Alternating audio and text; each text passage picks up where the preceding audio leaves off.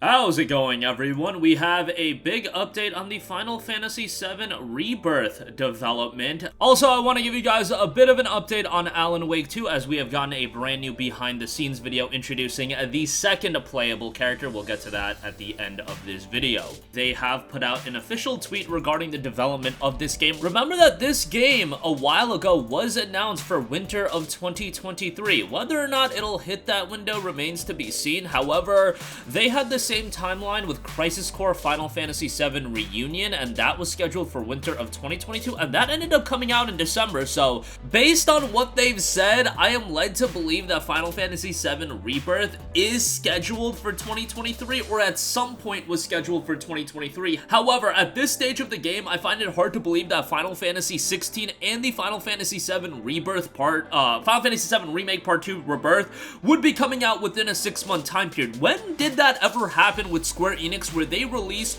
two gargantuan JRPGs 6 months apart from one another? That very, very rarely happens, and ultimately, I'm led to believe that Final Fantasy VII Rebirth is probably going to drop sometime March, April, May. That'll be about 4 years after the release of the first part of the remake, and I think putting out a remake part, you know, every 3 to 4 years, that's something that we can all live by, just because, you know, look at Square Enix's timeline for sometimes what it takes, as far as how long it takes them to get these games out. Like, 4 years is a pretty decent turnaround time, all things considered. And the official Final Fantasy VII Twitter account put out this: developer comment 1. How is development progressing on Final Fantasy VII Rebirth? The answer: development is progressing smoothly and according to plan. We are currently working on nailing down a release date for the game.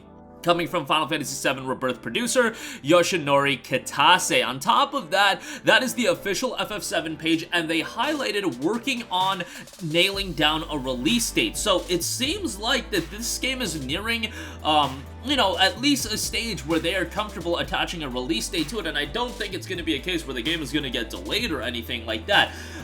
Again, late 2023 just seems very hard for me to believe. I am more inclined to think that this will be an early 2024 game, but still, even if it's early 2024, the fact that we're getting Final Fantasy 16 and Final Fantasy VII Rebirth within even a year from one another, I think that is incredible, and that's really what people want out of Square Enix. We mainly want the big Japanese RPGs, and you look at this year: Live Alive on PlayStation 4, 5, and Steam, Octopath Traveler 2 on all major platforms, Final Fantasy 16, yes, all of those games, wide array in terms of budget and appeal. You know, the HD 2D games aren't going to be the biggest games under the sun, but they're still games that are going to do relatively well, and obviously have a far lower budget than a Final Fantasy 16, and then, you know, you parlay that with Final Fantasy VII Rebirth. I get it that we like to hate on Square Enix for the NFT nonsense, and I agree, all that stuff is absolutely nonsense, but, you know, more of the stuff that they've been doing over the last couple of months, you know, with Octopath Traveler, with the Live Alive,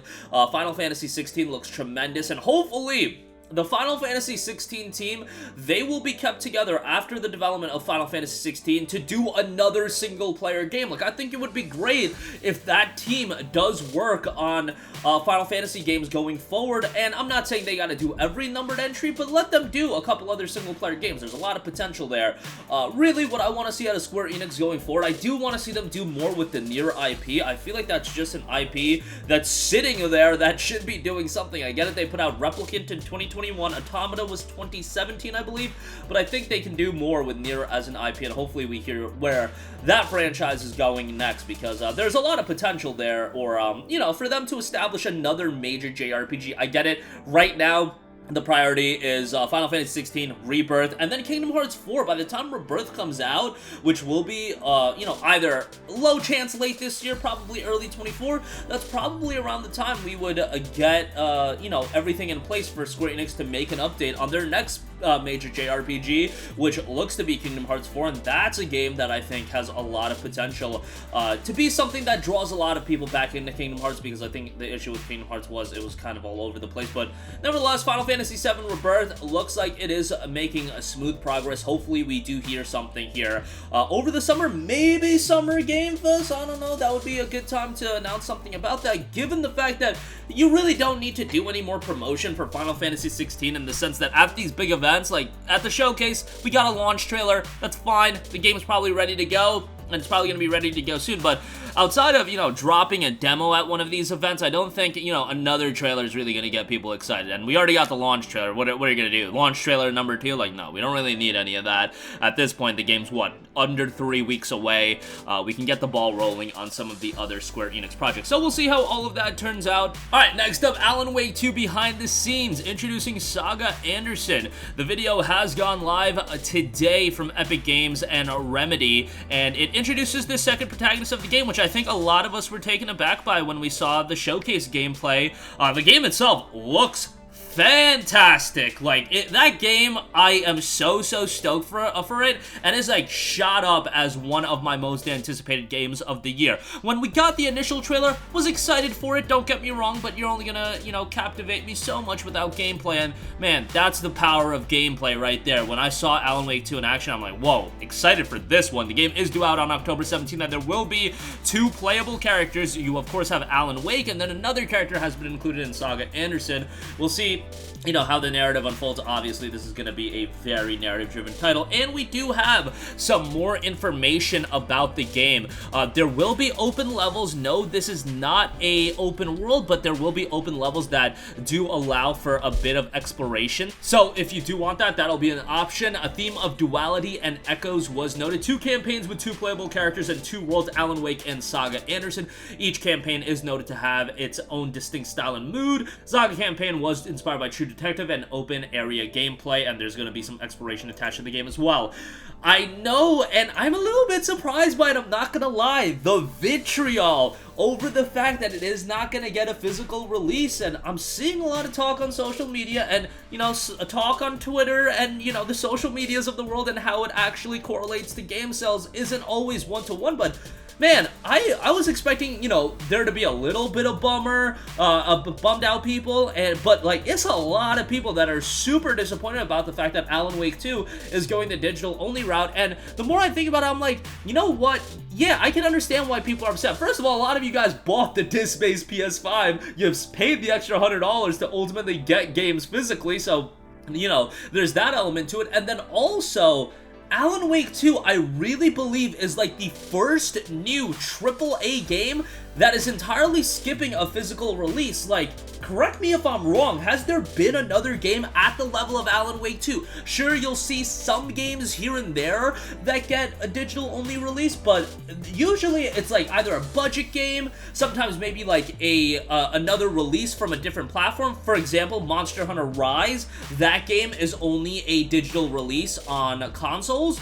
Xbox and PlayStation, and then I believe Live Alive doesn't have a physical release as well, but that came out on Switch first, as did Monster Hunter Rise. Both of those games, with their initial releases, did have physical versions on the Switch. Alan Wake 2, a new game, a big budget title, getting a digital-only release, something that I feel like we haven't seen in gaming at all, like, to be perfectly honest, at all, as far as new big titles at this level. And they did say it helps keep the cost of the game down, you know, $49.99 on PC, $59.99 on consoles, but then also there's a digital deluxe edition that does include an expansion pass, which, you know, yeah, most people are gonna want that, so you know, you can take it how you will, but yeah, I've been seeing a lot of disappointment over that fact. The game itself, to me, still looks fantastic, and I can't wait to check it out.